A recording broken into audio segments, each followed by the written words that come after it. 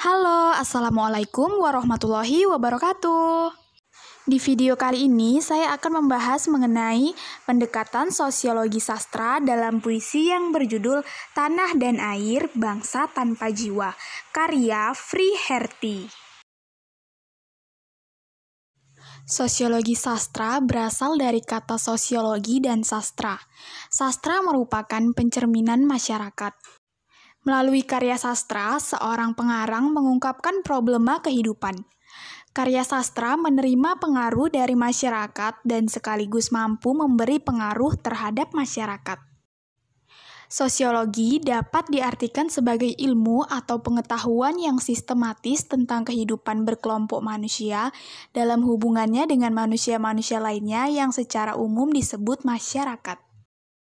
Dalam bukunya, A Glossary of Literature Terms, Abrams menulis bahwa dari sosiologi sastra ada 3 tipe perhatian yang dapat dilakukan oleh kritikus atau peneliti, yaitu yang pertama, penulis dengan lingkungan budaya tempat ia tinggal. Kedua, karya dengan kondisi sosial yang direfleksikan di dalamnya. Yang ketiga, audien atau pembaca. Pendekatan sosiologi ini memandang bahwa penyair itu merupakan anggota masyarakat. Tidak mengherankan jika apa yang dialami dalam kehidupan sosiologinya berpengaruh terhadap karya-karya puisi yang ditulisnya. Karena itu, pendekatan sosiologi ini merupakan pendekatan yang mengorientasikan pemahaman pembaca untuk menemukan nilai-nilai sosial yang terdapat dalam sebuah teks puisi yang dibacanya. Dengan demikian, sebuah karya sastra tidak pernah berangkat dari kekosongan sosial. Artinya, karya sastra ditulis berdasarkan kehidupan sosial masyarakat tertentu dan menceritakan kebudayaan-kebudayaan yang melatar belakanginya. Analisis puisi dengan penerapan pendekatan sosiologi pada puisi yang berjudul Tanah dan Air, Bangsa Tanpa Jiwa. Karya Friherty ini menggambarkan kepiluhan yang sedang dirasakan oleh rakyat. Perasaan kecewa terhadap sikap pemerintah yang kemudian berujung pada sebuah penyesalan. Pada bait pertama yang berbunyi, "Aku terlahir dari air mata anak bangsa yang tak henti mengalir." Pada bait ini, si penulis seolah sedang menggambarkan tentang kesedihan, di mana kondisi suatu bangsa sedang tidak stabil, sedang bersedih, seorang anak bangsa atau rakyat kecil yang lahir dan hidup dari kepiluhan bangsanya sendiri di tanah airnya sendiri.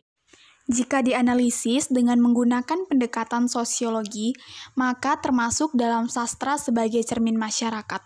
Maksudnya yaitu seberapa jauh sastra dapat dianggap cermin keadaan masyarakat menurut pengklasifikasian Wellek dan Warren.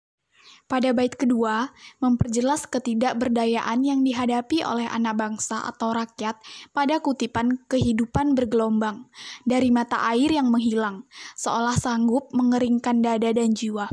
Air mata yang mengenang, mengaburkan hati dan mata, menciptakan berbagai duka dan luka.